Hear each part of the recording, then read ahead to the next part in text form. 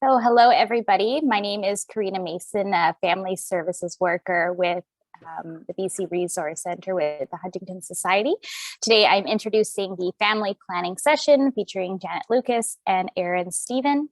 Janet is a graduate of the Sarah Lawrence College Master of Science program in genetic counseling. She has been employed as a full-time genetic counselor at the Medical Genetics Clinic in Saskatoon since graduating in 2001. Her areas of practice include prenatal genetic counseling as well as general genetics, including genetic counseling for families at risk for Huntington disease. And Erin is a registered social worker at the Saskatchewan Resource Centre, or RCD, for the Huntington Society of Canada. Erin works with individuals, families, and service providers affected by HD. She offers support, education, and resources on Huntington's disease and works closely with the genetics clinic and acts as the coordinator for the HD clinic in Saskatchewan. This session will focus on ways for you to consider starting a family or adding to your existing family. There are many options available, including natural pregnancy with no prenatal testing, natural pregnancy with prenatal testing, adoption, or assisted reproductive technologies. We'll have a Q&A session at the end, so please type your questions in the Q&A tab on the right-hand side. And if you're comfortable asking questions verbally, you may do so at the end by raising your hand in the Zoom function, and I will call on you. And now I will pass it on to Janet and Erin. Hi, everyone. I just wanted to get our presentation started here. As Karina shared, I'm the Resource Center Director for Saskatchewan. I'm also the Youth Mentorship Coordinator and the Adult Mentorship Program Coordinator. So I'm going to talk a little bit about that later. But as I said, I have the privilege of getting to work with Janet Lucas here in Saskatchewan. And we do want to just let you know, every province operates differently with regards to the specific steps when it comes to family planning. So we really encourage you to get in touch with your local genetic counselor and your HSC Resource Center Director for your area. At the HSC, we are here to offer information and support. As RCDs, we're available to meet with you individually and with families, gather information, make referrals, and also we're available to attend appointments to support people. As always, the goal is to connect you with the appropriate resources to help you along in your journey. Beyond the individual support that the RCDs can offer, we also have a number of support groups that we offer in many locations across the country, as well as various online support groups. We have caregivers groups, living at risk groups, gene positive groups, as well as support groups for parents caring with children with HD. One of the other ways we can offer support is through the mentorship program. The program was designed to connect youth and young adults with other youth and young adults who've grown up in HD families. Over the years, many individuals have reached out to our program looking for support during their family planning journey. They've found that being able to speak directly with someone who's gone through the family planning journey is very helpful. As professionals, Janet and I can explain the steps and the process of going through the journey, but we certainly don't have that lived experience. So many individuals have shared with us that that's been really helpful, very beneficial for them. So overall, we hope you come away from today feeling informed and supported, and please do not hesitate to reach out to your local genetic counselor and Resource Center Director with the HSC. So I'm going to hand it off to Janet now. All right. Thank you, Erin. Thank you, Karina, for the introduction. As I mentioned, my name is Janet, and I'm one of the genetic counselors out here in Saskatoon. I have been here since 2001, and as they mentioned, my primary areas of interest are the prenatal and reproductive genetics. I see a lot of neurogenetics, and I'm the primary contact for the families with Huntington's, for those at risk for Huntington's, and I see lots of cases of individuals with ophthalmological conditions as well. So those are kind of my, like I say, areas of interest. I just wanted to mention that as we gather here today, I acknowledge that I am on Treaty 6 territory and the homeland of the Métis.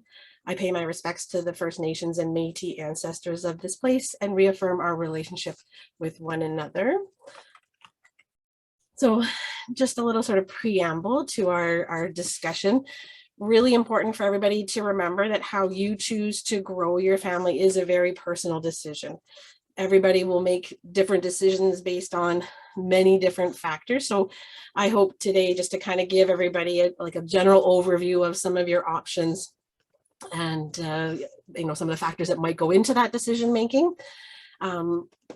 As Erin had kind of mentioned, lots of factors go into it. Lived experience obviously is one of those important factors. What are your supports? Unfortunately, for some of the options, finances does potentially become an issue. We'll talk a little bit about that. Religious, ethical beliefs also may play a role in, which options you feel are right for you. Most importantly, just be assured that whatever path you do decide to take, that is the right path for you. And sometimes people end up taking multiple paths. So the first path you take feels like the right one, and things just may not work out the way that you had hoped. Just know that there are multiple paths, and everybody's here to support you along your journey for sure. Again, today's presentation will be just kind of like a general overview of services. And as Erin had mentioned, it is important to note that there will be differences by province, and I might not be able to answer some of your specific questions. We'll certainly do our best. But then again, we do encourage you to reach out to your contacts at the HD Society or a genetic counselor to help you get more specifics for your area. So again, Karina had kind of briefly went through some of the things we'll talk about in terms of those family planning options. Natural pregnancy with no prenatal testing, natural pregnancy with prenatal testing. What does that look like? What are the different assistive reproductive technology options available to you? Egg donor, sperm donor, depending on which individual is at risk. Embryo donor is another potential option. Pre-implantation genetic diagnosis or the pre-implantation genetic testing, adoption, fostering, sort of some of the areas we'll touch on. So in terms of the natural pregnancy options, certainly, if you feel that just having a pregnancy without any prenatal testing, that is a perfectly good option. There are certainly lots of, as you are aware, research going into Huntington's, and lots of hope for the future. This is a perfectly good option. It is important to note, and you're probably all very aware that, of course, if no prenatal testing is done, we don't offer testing to minors. That individual would then be eligible for any predictive testing once they are an adult. Some people may choose natural pregnancy but wish to have prenatal testing. It is important that this option does require significant discussion with a genetic counselor, as the international guidelines do not recommend testing for minors. So really only couples who would plan to terminate a gene-positive pregnancy would pursue the options of prenatal testing. There are two different options available. So if prenatal testing is something that you're looking at possibly doing, first option is what we call chorionic villus sampling, or CVS. And so CVS is a procedure done around 12 weeks in pregnancy, whereas the amniocentesis is a procedure that is done closer to about 16 weeks in pregnancy. With something like chorionic villus sampling, the idea is they will take a biopsy of the placenta, and from that biopsy, they can get the DNA they would need to use to do the genetic testing for the HD gene. With the amniocentesis, that again done at about 16 weeks, the idea with that procedure is they take fluid from around the baby, get the DNA from the cells that are in that fluid, and again, test directly for that HD gene. The hope is when we do the prenatal testing that we would get results in about 1 to 2 weeks. And that's from what we call the direct sampling. If for some reason we don't get enough of the DNA from that direct sampling, then what we always have is a backup culture in the lab. And from that backup culture, we can extract DNA. But that could take closer to 4 to 5 weeks to get results if we need to go to that backup culture. So that's always something to take into consideration in terms of timing of the test and timing of, if it was gene positive, your options for termination of pregnancy, for the most part, are available across Canada, up into over 20 weeks in pregnancy. With the CVS, it is definitely a much more specialized test in the sense that not every center is going to offer that. So that's something to take into consideration as well. So for example, here in Saskatchewan, we don't have any clinics that would offer that CVS procedure. So our patients have to travel most often to Alberta to get that procedure done, whereas amniocentesis is often a more accessible procedure for some. So that's something just to keep in mind there as well. Again, I would definitely encourage people, if they have more questions about the prenatal testing and how that works, to be in touch with your genetic counselor. So that's a little bit about the prenatal testing piece. So I thought I would talk a little bit about the assisted reproductive technology options. If the assisted reproductive technology options are something you're interested in pursuing, generally you would require a referral from a family doctor to a fertility clinic.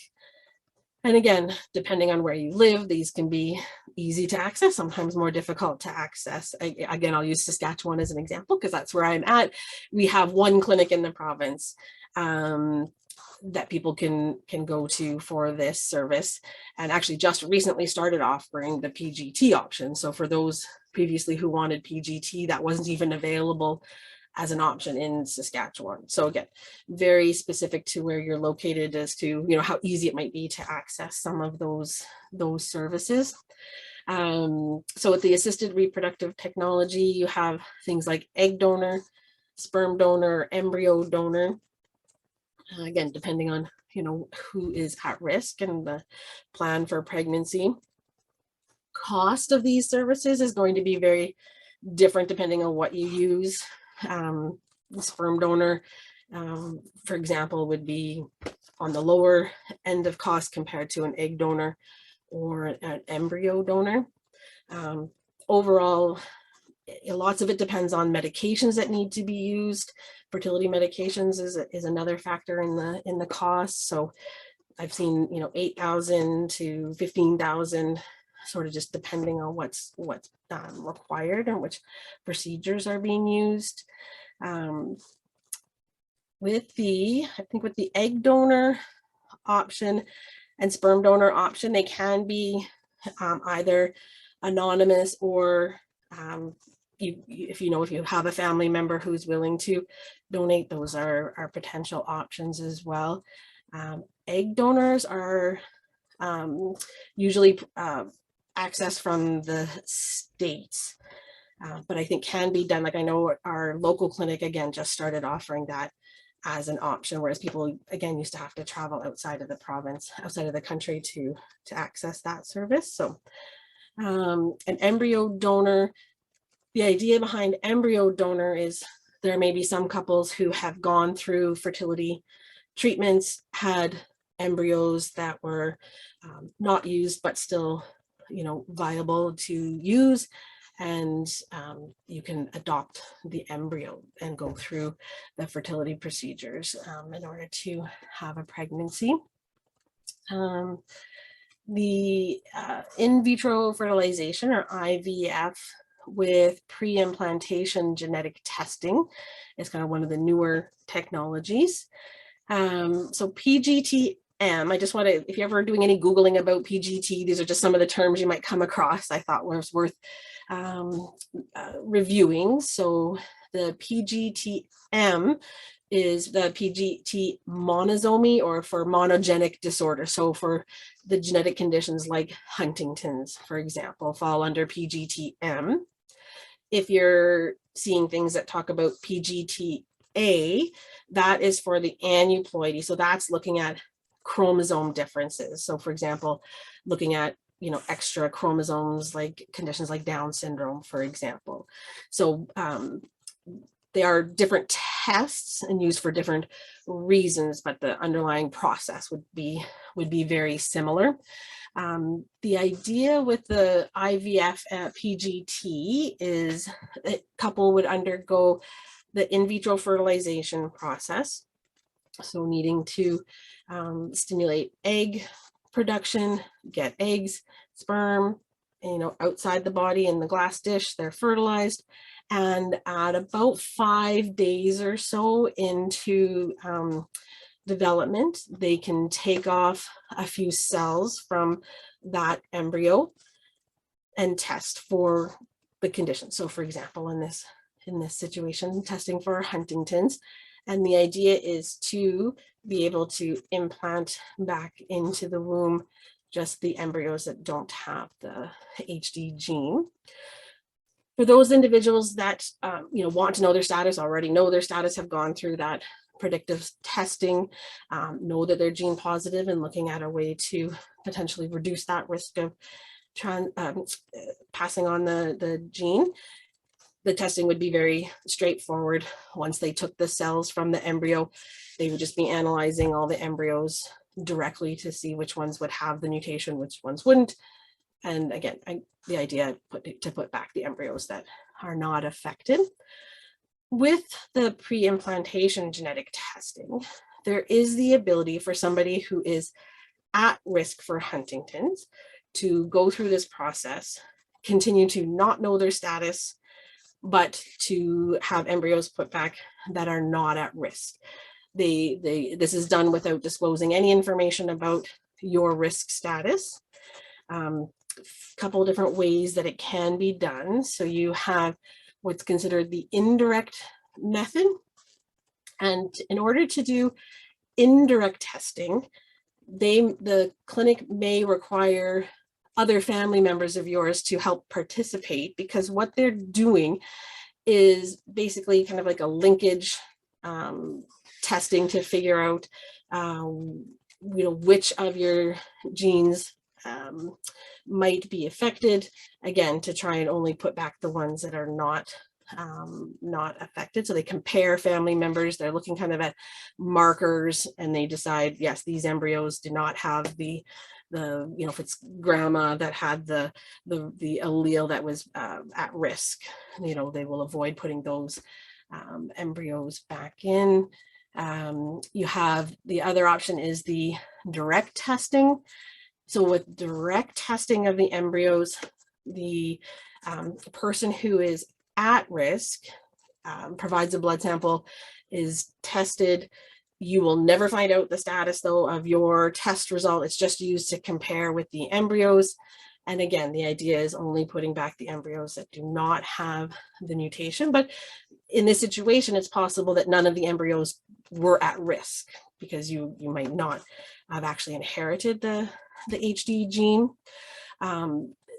With this process, nowadays, a lot of the labs are using the PGT-M in conjunction with the PGT-A. And what they will do is they will disclose whether the embryo was good or not good, kind of based on the chromosome status, and without revealing anything about the actual genetic status regarding Huntington's. So those individuals will undergo both the PGT-M and PGT-A process usually. For cost of something like the pre-implantation genetic testing is often getting up a little closer to the $20,000 or so. A lot of this testing, the genetic testing piece, is actually done in conjunction with labs that are based out of the US. So a lot of that's where a lot of that cost comes from in terms of the genetic testing piece there.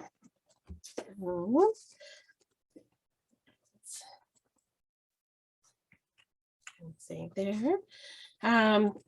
In terms of some other options for you, we have the ability to potentially do adoption or fostering. With the adoption, again, it's going to be a little bit different, by province. Generally, there's kind of different I'm not sure if levels is the right word, but different options for the adoption. So you have domestic adoption being adoption generally like within your province, and that's when people would go through, for the most part, I think most of the provinces have like a Ministry of Social Services or some, government funded agency that's kind of overlooking the domestic adoption. For that, there's generally like an application fee that people have to pay, go through that process. And there's lots of like home studies that are done, different levels of interviews and things like that are done for those processes. And timing, again, can be different, from province to province. So I wouldn't be able to give a good idea of how long would it take to potentially be successful through a domestic adoption. Something like the private adoption is more where you might have knowledge of somebody who is wanting to, adopt out their child. In, like, I know, for example, in Saskatchewan, they don't have really private adoption agencies. It's something that people just kind of, are aware of, and then would have to go through very similar process as the domestic adoption in terms of home studies and different different classes and things like that. But the fees in terms of lawyers' fees, and that would be on the people who are wanting to adopt and the individuals who are giving up a child for adoption. And then there's options like the international adoption. So there'll be different agencies again that you would work with. The international adoption option is definitely going to be one of the more expensive options for that. More fees in terms of having to oftentimes go overseas to where, the country that you might be adopting from, spending time there, translation of documents, just different things that have to be done that way for immigration, and that with the international adoption options there. And then for some, adoption might not be something you would be interested in, but the ability to maybe foster a child. And with fostering, sometimes that can lead to adoption. It doesn't always, but sometimes that's a route that could occur. So with the fostering, that's again a service done through Ministry of Social Services for couples or individuals that are interested in that option there. I'm just trying to remember. Sorry, I'll look at my notes, make sure. What was that? I know, you know what, I was going to pop back. I had written myself a couple of notes. I'm just going to pop back to the assisted reproductive technology option information. I know sometimes a question that comes up is, are there like provinces or areas that will offer funding for things like the assisted reproductive technology options? And right now there's not universal coverage or anything. Some provinces, I think like it was Ontario when I was looking up things, will offer some funding for like one round of IVF, but it doesn't necessarily include costs of like medications or the genetic testing piece. Sometimes there could be some restrictions on age and different things as well.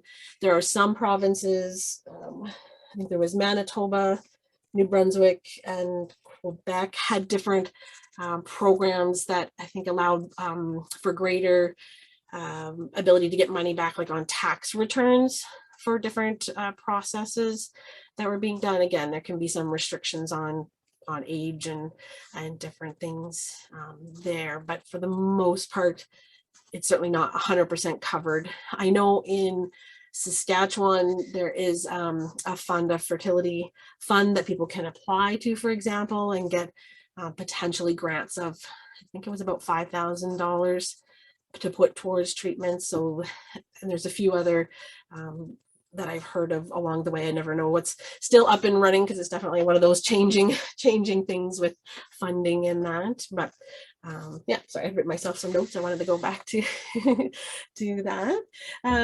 So I think that is pretty much all the stuff I wanted to run through, and I guess that leaves more time for questions than we had maybe originally thought, but I'm certainly open to that if anybody has any questions about anything. So we can take a look. Sorry, Erin, did you want to add anything before we jump into the question period? No, I think, Janet, you gave us a really great overview. And again, just to circle back, we always want to make sure everybody is connecting with their local RCD, because we're a big country and things are very different province to province. So, Janet, I appreciate that you were able to sort of go and look at, what's Manitoba offering and what's Ontario got.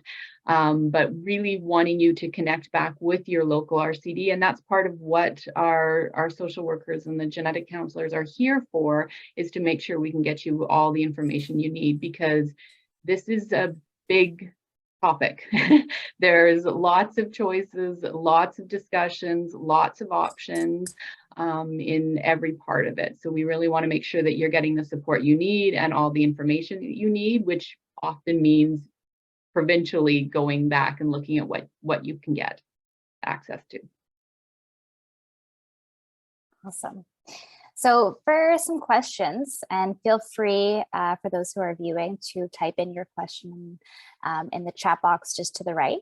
The first question being, how long roughly does the IVF process take?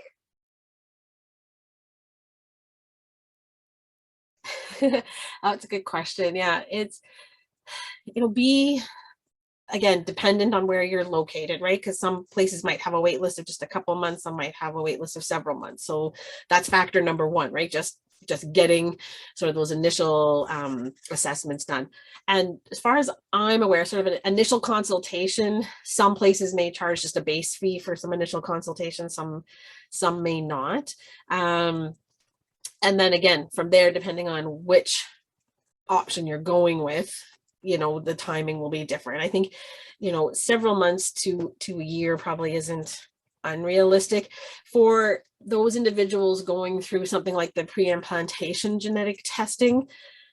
A part of the process is developing what we call like the right probes to be able to do your genetic testing, because each individual family has to have a setup done. So it's not just a easy one size fits all type thing for that kind of testing. So that piece can sometimes take a few months to even just get that set up. So it can be very different. I have had families where they weren't able to do PGT for various reasons. So that's something I always like to, I guess, say too with the PGT process is it's one of those, there's lots of places along the way where something might just not work out, right? You can get started and, you get to point A and something doesn't work, or point B and something doesn't work, point C.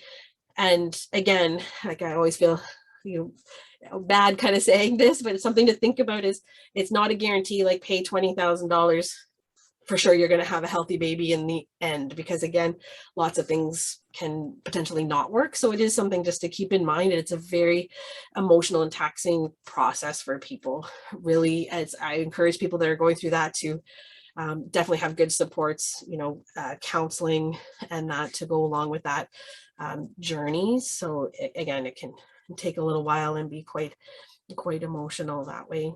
Yeah. And how would you say that families are coping, or ways that families choose to cope with the disappointment and frustration that can come along with this process? Because I like you're saying, there's so much unknown as a family begins. So even just getting the information is one step, but then I can imagine there can be certain barriers along the way that can make the process feel very overwhelming.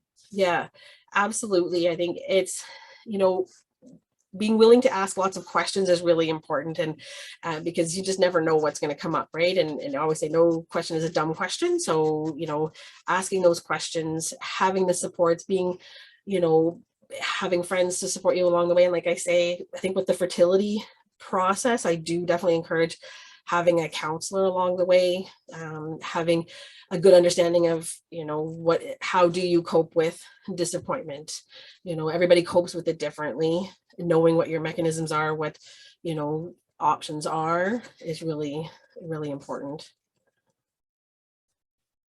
Can I just jump in, Karina? We want to make sure everybody has that support, right? So when we think about coping with loss and all of the stress and the planning and, all the barriers that could come up, like Janet said, you have this plan and you set aside the time, and it's taxing on your health, and it can be, financially, it can be a huge barrier for a lot of people.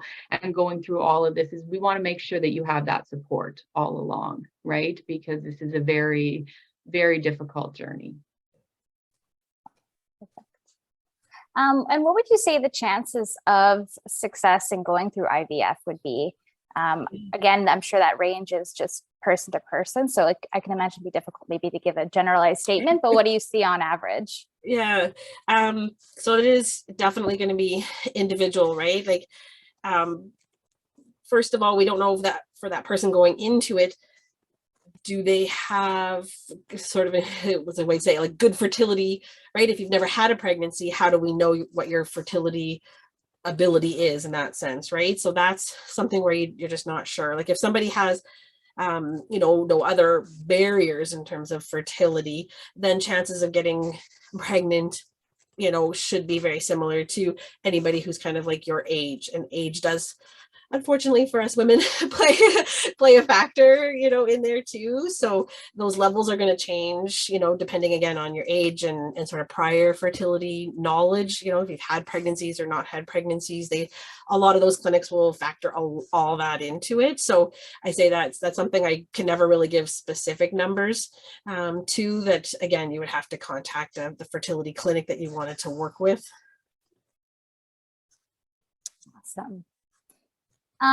And so another question here is, how do you deal with friends and family who disagree with your decision to start a family, knowing that you have HD or at risk for HD? Yeah, that one's a tricky one for sure.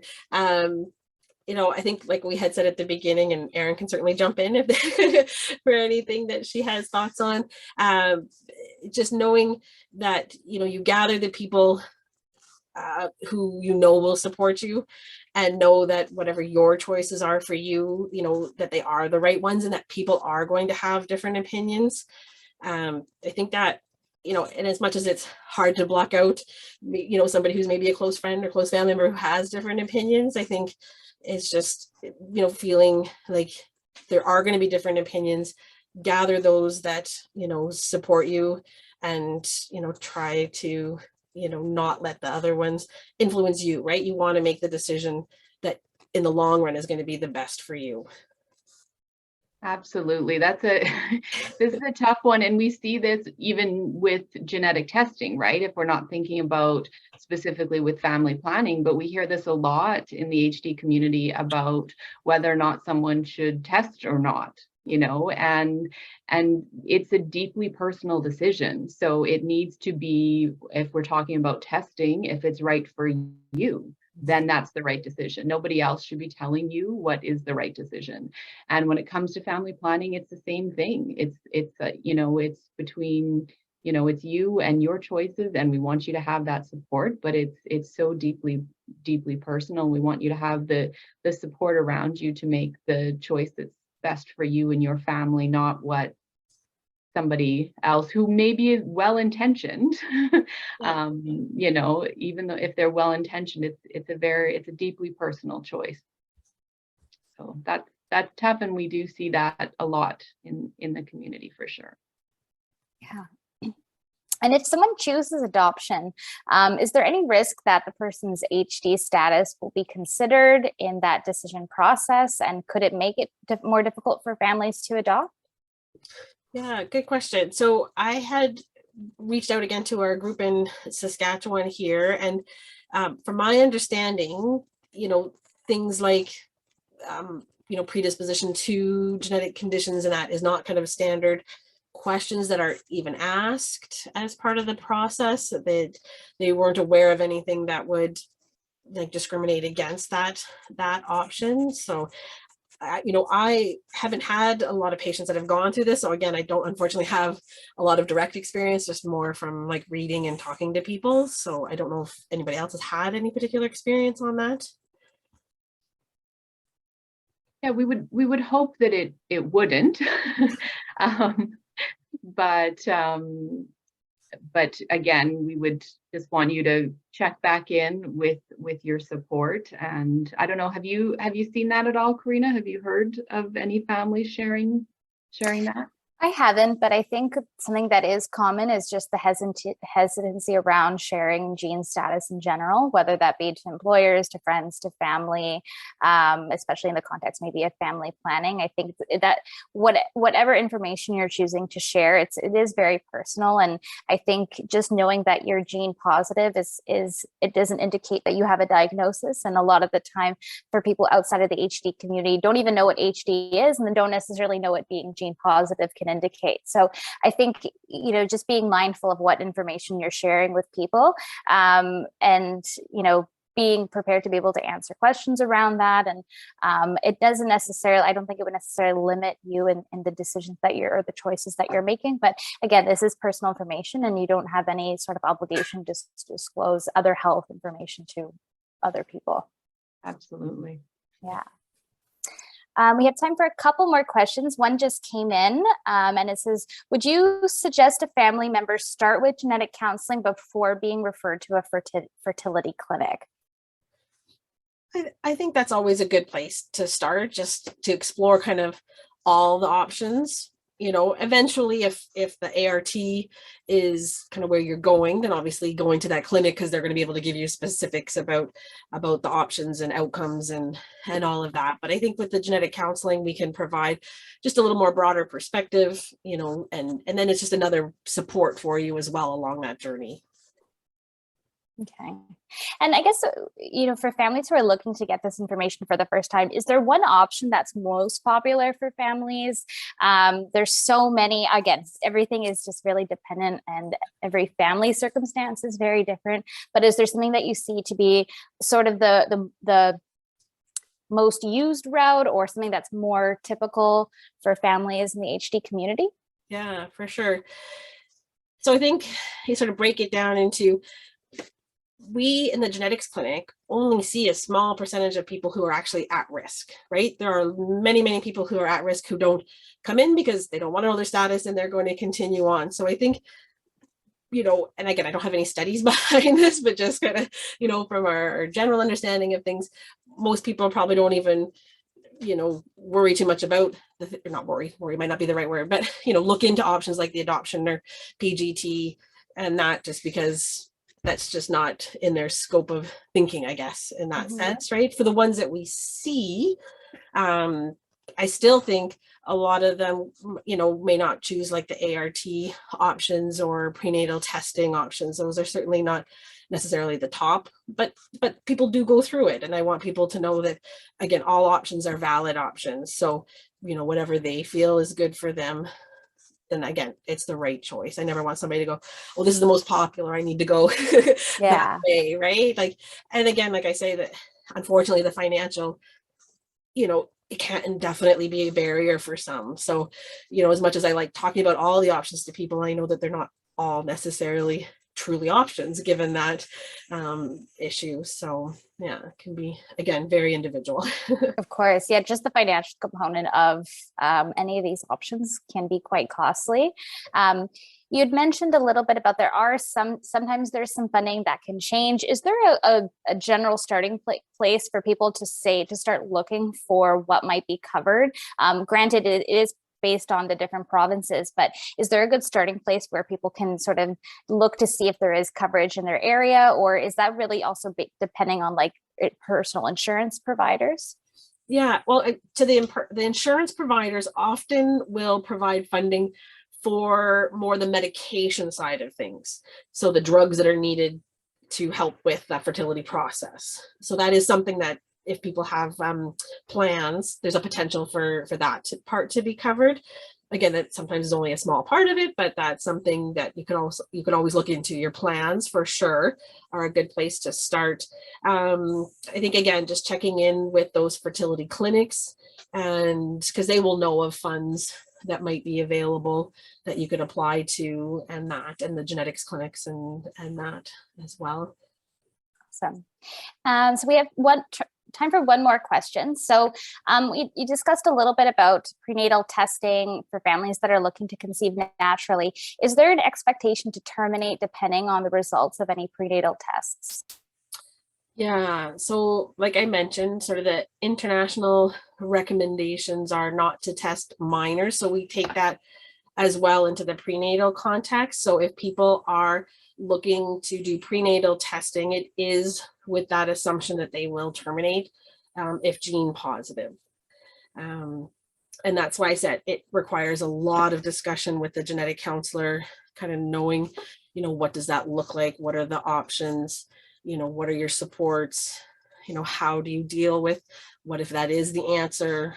How are you going to deal with the emotions and things like that? There are some places where, it might have to go up with ethics clinics, ethics boards and stuff like that in hospitals. Again, every province is going to be a little different on how they offer the testing. So again, something to talk about with the genetic counselor in more detail.